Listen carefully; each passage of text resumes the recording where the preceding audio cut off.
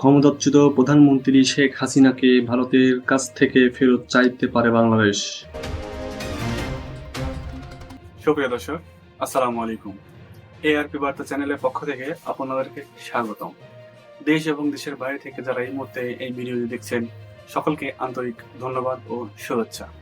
সুপ্রিয় দর্শক, এতক্ষণ শুনছিলেন সংবাদ শিরোনাম, এখন পুরো বিস্তারিত। ক্ষমতাচ্যুত প্রধানমন্ত্রী শেখ হাসিনাকে ভারতের কাছ থেকে ফেরত চাইতে পারে বাংলাদেশ। আজ বার্তা সংস্থা রয়টার্সকে দেওয়া সাক্ষাৎকারে অন্তর্বর্তীকালীন সরকারের পররাষ্ট্র উপদেষ্টা তৌহিদ হোসেন বলেছেন, শেখ হাসিনাকে ভারতের কাছ থেকে ফেরত চাওয়া হতে পারে। অন্তর্বর্তীকালীন সরকারের পররাষ্ট্র উপদেষ্টা বলেন, যেহেতু হাসিনার বিরুদ্ধে অনেক মামলা হয়েছে, তাই তাকে বিচারের মুখোমুখি করতে ফেরত চাওয়া হতে পারে। আর বাংলাদেশ যদি হাসিনাকে ফেরত চায়, তাহলে ভারত তাকে দিতে বাধ্য থাকবে। পররাষ্ট্র উপদেষ্টা তৌহিদ হোসেন আরও বলেছেন, শেখ হাসিনার দিল্লিতে থাকা, ভারতে থাকা প্রশ্ন আছে যে তার বিরুদ্ধে অনেক মামলা হয়েছে, এই নিয়ে উত্তর দেওয়ার উপযুক্ত ব্যক্তি আমি নই। কিন্তু যদি স্বরাষ্ট্র মন্ত্রণালয় এবং আইন মন্ত্রণালয় থেকে হাসিনাকে ফেরত চাইতে অনুরোধ আসে, তাহলে আমাদের ভারতের কাছে হাসিনাকে ফেরত চাইতে হবে।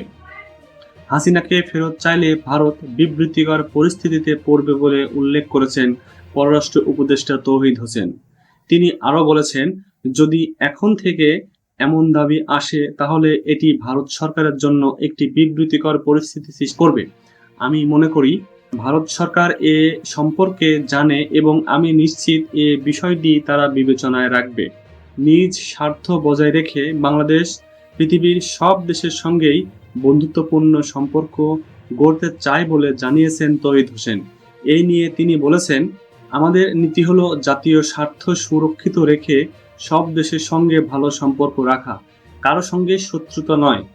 আমরা সবার সঙ্গে বন্ধুত্ব চাই। লক্ষ্য হলো একটি সামঞ্জস্যপূর্ণ সম্পর্ক গড়া।